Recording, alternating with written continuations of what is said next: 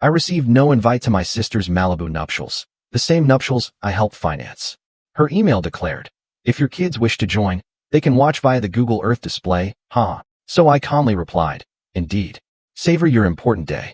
By the following morning, she called my phone incessantly. But me? I was far too occupied to receive.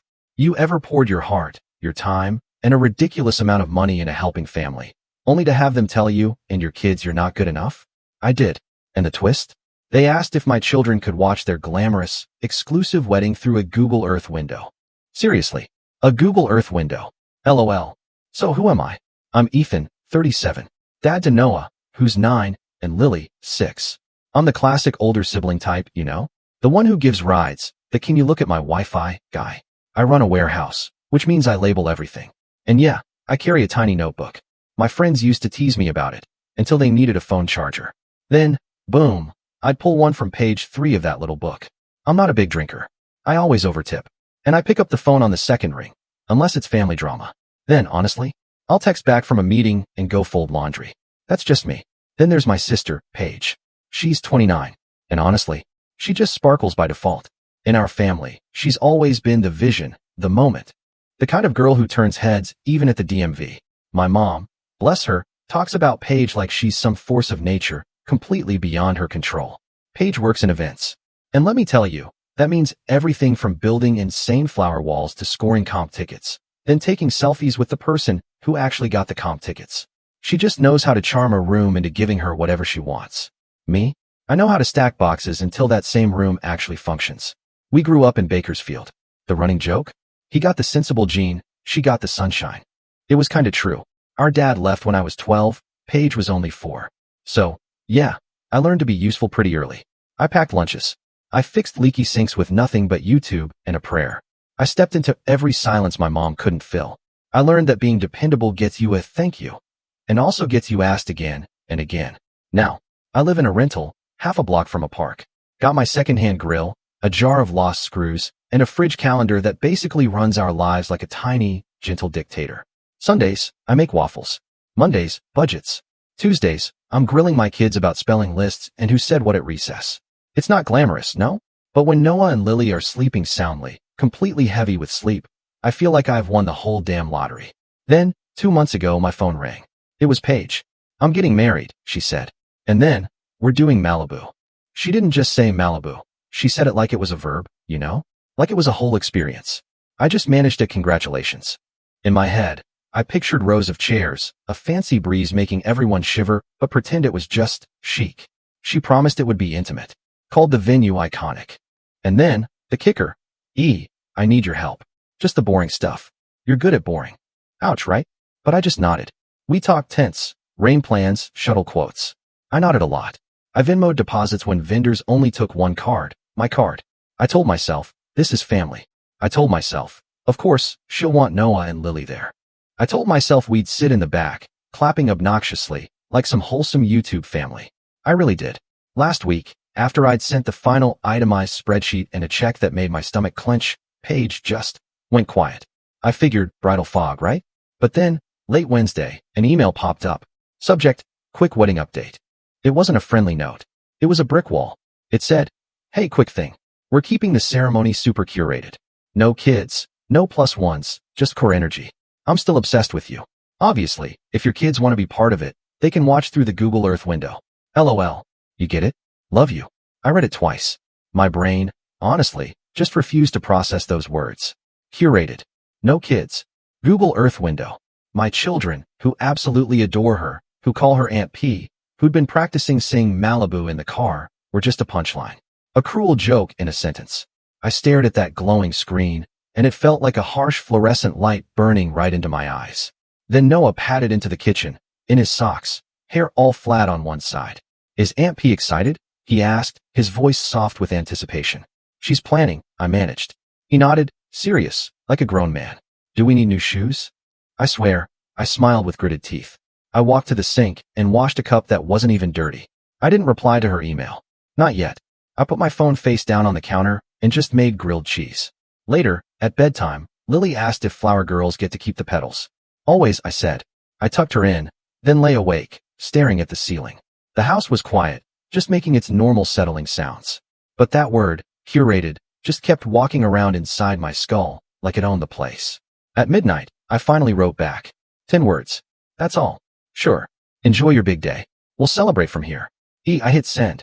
I clicked off the kitchen light and just listened to the silence. The next morning, my phone lit up like a damn slot machine. But you know what? There's a backstory here.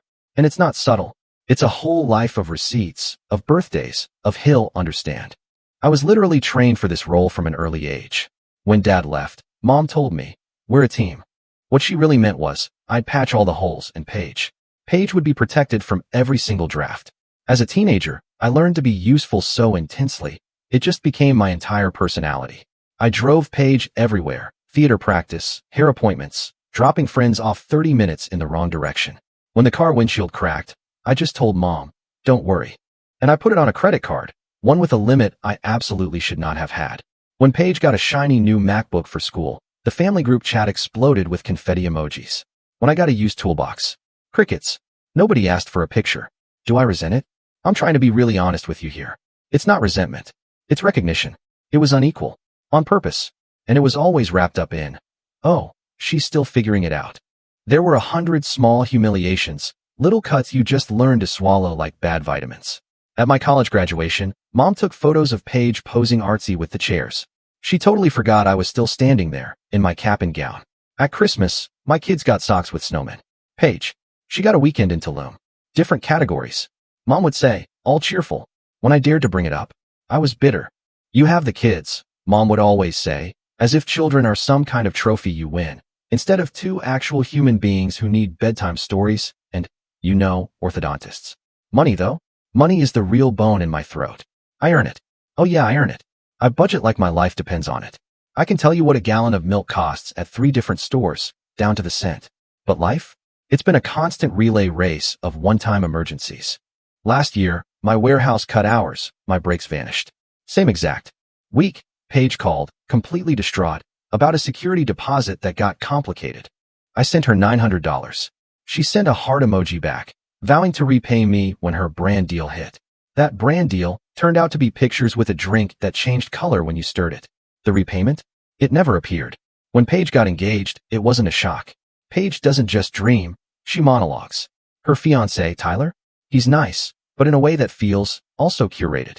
Like he read a handbook called, How to Be Chill. He calls me big bro, slaps my shoulder like that's supposed to pay a bill. He builds apps nobody actually uses. Yeah, he's fine. Paige's first request was small, just taste testing cupcakes on FaceTime while I was in my car on lunch break. Then, it just spiraled. Can you look over this vendor contract? It's all legalese, and Tyler's just so busy. Then, can you put a deposit down? Just for today? I'll pay you back. Then, can we use your Costco card for candles? The vibe just requires bulk. If I even hesitated, I get voice notes. You're my rock. Don't be transactional. That one stuck. Like gum on a hot sidewalk. I'm not pretending I'm innocent here. I wired that money. I genuinely thought, family means you cover. I'm not rich. I'm just trained. The deposits kept piling up. $500 here. $1,200 there. A shuttle company that only took one card. A rental company demanding confirmation by noon. My inbox turned into a dedicated wedding folder. And my savings? They became a line item labeled, "We'll settle later." My mom was on the sidelines, cheering, practically misty-eyed. Ethan, you're making your sister's dream come true, she'd coo, like I was handing Paige a literal star. When I dared to mention a budget, Mom would frown like the word itself was offensive. Don't make it about money, she'd say. This is love. Meanwhile, my kids were watching YouTube videos on how flower girls walk. Noah practiced holding a ring box with both hands. He asked me if people clapped when the ring came out. Always, I told him. I really believed that even if there were rough edges for me, the day would be soft, magical for them. And then, that email. Curated. No kids. Google Earth window LOL. She took my children, my actual human children, and turned them into a joke. And then she added LOL. If she'd said no kids back in January, maybe I could have processed the disappointment. But we were deep into this now. Money had moved. Emotions had built up. It was all a tent, stretched taut. The morning after my 10-word reply, my phone started blowing up. Paige called at 7:04, then 7:06, then 7:11. At 7:30, Mom texted, "Call your sister. She's upset. Don't ruin this." Then at 7:45, Tyler chimed in. Hey, man, let's not be dramatic. There's a plan. The plan, apparently, wasn't to talk like actual human beings. The plan was to manage me like some kind of PR crisis. I didn't pick up. I was too busy making lunches. Noah likes his turkey with mustard, you know. Lily has to have her crusts cut off. Both of them want their apples sliced into little boats. I just kept moving. Because the only thing that beats back the panic clawing at my chest? Motion. I drove the kids to school, Lily humming beside me. At work, I just took inventory, trying my damnedest not to look at my phone, which was practically vibrating off the shelf. By noon, I had 12 missed calls, voicemails, and a long, furious email from Paige. Subject line, boundaries. It was, of course, very specifically about my boundaries. She called my response hostile. Said I was making her choose between her wedding and my children. Adults only is normal, she wrote. We're protecting the experience. Not once did she mention the money I'd sunk into this. Not once did she mention me by name. She wrote like I was a department, a disposable resource. I wrote back one last time. I won't argue over my kids. I wish you a beautiful day. I hit send. Then I just watched a forklift beep in reverse, that mechanical rhythm, a strange metronome for the quiet, real life I actually have. That night, I just had cereal for dinner. I was done pretending everything was fine. I spread all the contracts and receipts across my table. Candle invoices, tint deposits, shuttle retainers, venue security holds. I knew the number. I knew I could just eat it, call it a lesson learned. But a new voice, a strong voice, had started speaking in my chest. It said, stop financing the version of you that only exists when they need a card. I slept terribly. Woke up with the decision already forming, hard and clear, in my throat. The actual breaking point, though? It happened in a bland, fluorescent-lit office space off the highway. Because, let's be honest, nothing truly dramatic ever happens where you picture it. It was the venue manager's office. I was there because Paige had CC'd me on an email chain where the venue was asking for the final payment to be charged to the card on file. A card with my name on it. I drove over on my lunch break, a manila folder clutched in my hand. My heart just wouldn't sit still. The manager, a woman named Tessa with these incredibly competent eyebrows, shook my hand. You're Ethan, she said, half statement, half weary sigh. We have a situation. I won't be authorizing new charges, I said immediately. My voice was calm, steady. I'm not canceling anything. I'm not sabotaging anything. I'm just telling you, my card is not a blank check. She just nodded, like she'd seen this exact movie 100 times. Copy that. We just need the replacement payment today, or late fees kick in tomorrow. I stared at the contract. My name, my card, my sister's dream, all written in these fancy, classy fonts. My mind flashed back to Paige's email. To Noah asking if he needed new shoes. To Lily asking if flower girls get to keep the petals. Can you put a hold until close of business? I asked Tessa. I'll ping the couple. They can call you. We can hold until 5, Tessa said, her voice firm. But if they don't pay, we start dismantling. It's policy. I texted Paige and Tyler a single line. Venue needs payment by 5. My card is no longer available. My phone rang in under 2 minutes. It was Paige. I stepped into the hallway. What are you doing? She demanded, her voice rising. You wouldn't. Not you. I'm not canceling your wedding, I said, keeping my voice even. I'm canceling my side of the financing. Those are different things. You promised, she shrieked. I promised to help, I replied. I didn't promise to be your personal bank while you make my kids a punchline. The line went quiet. That particular quiet where you can practically hear someone smile, just disappear. This is rotten, she finally spat out. You're punishing me. This isn't about revenge, I said, my voice still level, though my hands were clenched. This is about closure. I'm done paying to be treated like an intern. You're being dramatic, she said, using the old family code for, you're saying what we don't want to hear. I'm being clear, I countered. Then Tyler got on the line. Bro, he said, trying to be all chill. Let's keep the vibes chill. You know how these things go. I do, I shot back. They go with adults making decisions. And one of mine is, no more charges. Tyler sighed, sounding like a disgruntled podcast host. Okay, we get it. We'll pay. Just don't do any more surprises. I'm not surprising you, I said. I'm just not volunteering to be surprised. Anymore. I hung up. I went back into Tessa's office. She raised an eyebrow, a silent question. I shook my head. They'll call, I said. At 4:51, my phone buzzed. A screenshot. Payment received. A second later, a text from Paige. Happy? That was humiliating. A minute after that. Also, you're still invited to the after party, but like, no kids. It's a vibe. That night, Mom called. Left a voicemail. It started with, I'm disappointed, and ended with, you're breaking my heart. Classic. When I didn't call back, she followed up with a text. Fine, but don't expect us to rearrange the seating chart just because you want the children to be in adult spaces. Be reasonable. The mental gymnastics required to be asked to feel guilty for wanting my own kids at a wedding I had helped fund. It tried to climb into my head. I slammed the door shut on it. 2 days later, Saturday, I took Noah to his soccer game at 8 a.m. Lily had made him a sign. Go, Noah, with 2 hearts that looked like they were leaning, totally tired. Between warm-ups and juice boxes, my phone buzzed nonstop. Paige. Mom. A number I'd saved as Paige's planner. I didn't answer. I was too busy being the one thing I choose to be, on purpose. On Sunday, because stubbornness is kind of my superpower, I did chores with this extravagant, almost defiant peace. I vacuumed. I roasted vegetables my kids would inevitably ignore. I fixed that loose cabinet hinge. I wrote a new budget, without a wedding column. I blocked new numbers that kept popping up like dandelions. In the afternoon, Mom showed up, unannounced. I didn't let her in. We talked through the screen door, like we were 2 wary neighbors. Which, honestly, felt closer to the truth lately. Ethan, don't do this to your sister, she pleaded, clutching her purse like it held the entire plot of our family together. I did something, I told her. I did something for my kids. I said no to being a wallet with feelings. She's under stress, Mom said, trying to soften me. Brides say things, you know. She didn't mean it. She wrote it. I countered. That's a level of meaning, Mom. Mom sighed, then tried a different angle. We're family. Family, I shot back, doesn't invoice me for compliance. Not anymore. She shifted. She'll invite them to the photo hour. Mom offered, like it was a gold-plated coupon she'd dug from a junk drawer. They can take a picture by the flower wall. No, I said. Either they're welcome, or they're not. We have our own photo wall. It's our fridge.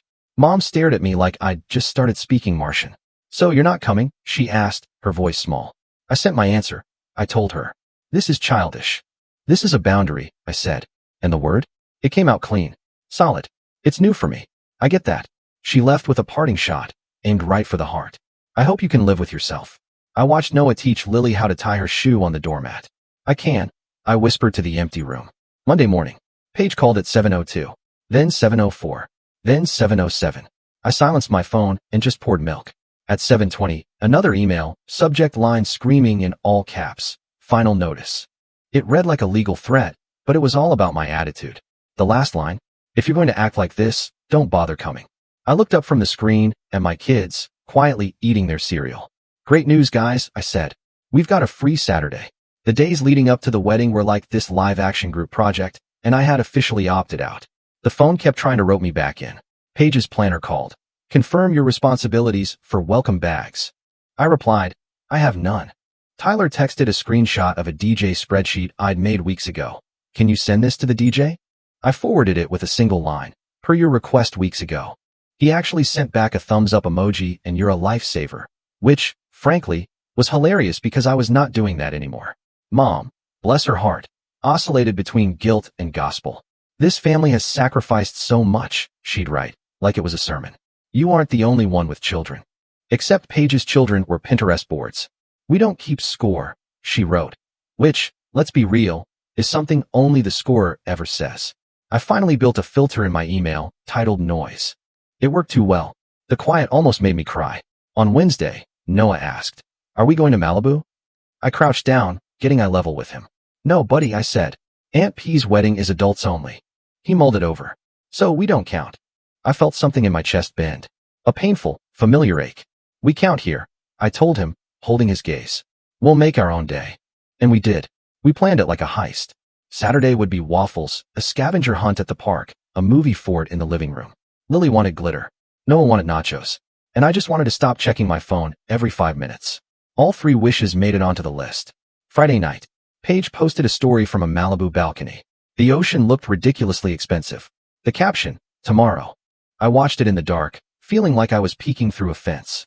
Then I put my phone in a drawer and went to cut out scavenger hunt clues shaped like little stars. Saturday morning, 8:13 a.m. Paige called. I let it go to voicemail. Then she called again. And again. I eventually just put my phone on Do Not Disturb. We had bigger fish to fry, literally. At 9:05, Mom texted, Answer your sister. At 9:07, Tyler, man, please. At 9:09, an unknown number left a voicemail. We're at the gate, and the shuttle manifests. Delete. By 10 a.m., we were at the park, Finding 3 perfectly red leaves and a stick shaped like a Y. Lily announced every single discovery like she was a breaking news anchor. When we got home, there were 5 more missed calls and a text from Paige that just screamed, emergency. I took a deep breath, put on a cartoon for the kids. Then I stepped onto the porch to call her back. Because, infuriatingly, I am, against my will, a fundamentally decent person. What's wrong? I asked. Silence. Then a breath, a frantic gasp that sounded like she was sucking air through a straw. The shuttle company says the route I picked needs an extra permit, she blurted out, words fast and wet with panic.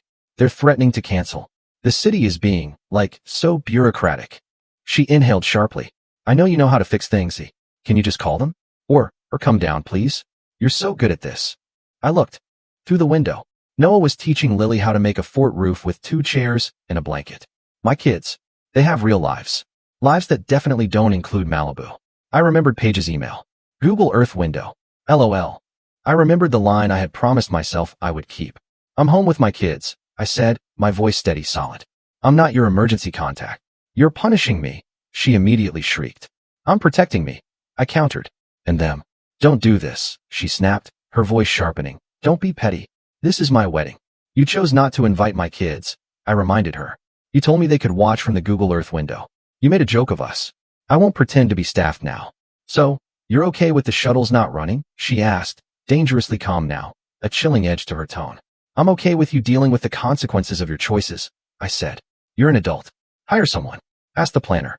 Ask Tyler. Call the city. She went quiet for a beat. You've changed, she said, a little stunned. I'm finally acting like the person you keep pretending I am, I replied. Responsible. For me. You'll regret this, she threatened. Maybe, I said. Because I can tell the truth and still not bend. I hung up. The phone buzzed again almost instantly, but the fort needed a roof. And Noah needed tape. And Lily needed someone to tell her that the glitter glue would, in fact, eventually dry. We built a castle. We ate nachos for lunch. We laughed at a joke about a potato that wouldn't sit still. At 3 p.m., a picture popped up in the family chat. Paige, in a dress that looked like it was spun from light. Tyler beside her. The ocean in the background, practically applauding. The caption, we did it. The comments flooded in. Hearts, praise hands, perfect day. I typed nothing. Did I feel sad? Of course I did. A little sting. But then I looked at my kids, fast asleep under their fort, cartoon voices murmuring softly in the background. And I thought, we did it too. Sunday morning Mom called. I answered. Because, eventually, you can't dodge forever. It was beautiful, she said, her voice like a polished tour guide. Everything worked out, even the shuttles. Good, I said. But people asked where you were, she continued, a subtle edge to her voice. It was embarrassing. Did you tell them the truth? I asked. Of course not, she huffed. You had the kids. That is the truth, I said. Just not the shame you wanted it to be. Mom sighed dramatically. Paige is hurt. So am I replied, my voice flat. She didn't mean the Google thing, Mom insisted. She's young. She jokes. She wrote it, I said again, firmly. That's meaning. Mom tried one last, desperate alley. Let's all get brunch and reset. I pictured it. A table where I'd apologize, just to be re-invited to a photo hour my children weren't allowed to attend. No brunch, I said. Not until there's an apology. To them. To them, she repeated, like I'd just suggested apologizing to the family dog. Yes, I said. To Noah and Lily. They were told they don't count. Fix that, or stop asking me to carry this. Mom didn't answer. The pause stretched out, painfully long, until it finally snapped. We'll see, she said. Which, in our family, basically means, we won't. In the quiet that followed, a different kind of quiet, I did something I should have done years ago. I made a new family group chat. Just us 3. Me, Noah, and Lily. I dropped a photo of the fort we'd built. Noah sent a string of taco emojis. Lily sent a sticker of a winking cat. And I felt my chest unclench in a very specific way, like a seatbelt finally releasing after a long, tense ride. On Monday, Paige finally texted me. 2 sentences. And they weren't a PR draft. I'm sorry I said that about the kids. It was cruel. Then, a beat later, I still wanted you there. I wrote back. I wanted us there. Then I put my phone down. And I let that message be a pebble in a stream that just kept moving. You know, closure doesn't always look like some big, dramatic mic drop. Sometimes, it looks like small, almost boring decisions you simply keep. I told Paige I'm not a bank. And I stopped. I told Mom no more ambush brunches. I stopped showing up to be scolded over lukewarm coffee. I told Tyler to ask his planner, not his big bro, and you know what? He actually did. I keep the sentence that matters most tucked deep in my pocket. This isn't about revenge. This is about closure. Boundaries aren't punishment. They're instructions. Instructions to everyone else. Yes, but also, most importantly, instructions to myself. I'm not rich now. I didn't get my deposits back. I ate most of that money, and I called it tuition for a very expensive life lesson. But I bought Noah the new shoes he'd asked about. And I bought Lily a cheap bouquet with petals she could absolutely keep. We had our own photo wall, our fridge covered in magnets, and the messy, beautiful lives we actually live. Weeks later, Paige sent professional photos from her wedding. They are, objectively, beautiful. I felt a sting, sure. But then a profound calm settled over me. I finally understood. I don't need to rearrange my entire life just to be a bit part in someone else's story, where I only exist as a utility. My name is Ethan. I'm 37. I'm the dad with the tiny notebook, the full sink, and a clean conscience. And the next time someone emails me LOL about my kids, that reply, it'll be shorter than 10 words. It'll be one door, closed. With love. So, tell me, have you ever had to choose between family loyalty and protecting your own? What did you do? I really want to know.